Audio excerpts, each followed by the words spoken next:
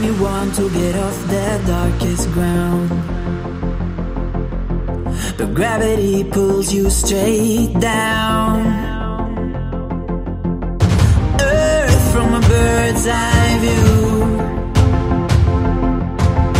You should grow feathers and see this too. When you want to get off the darkest ground, but gravity pulls you straight down.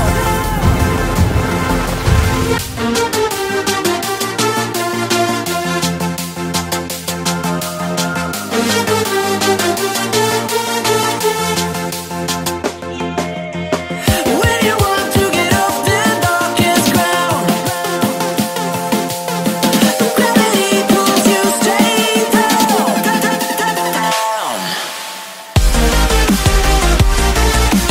Clear sky.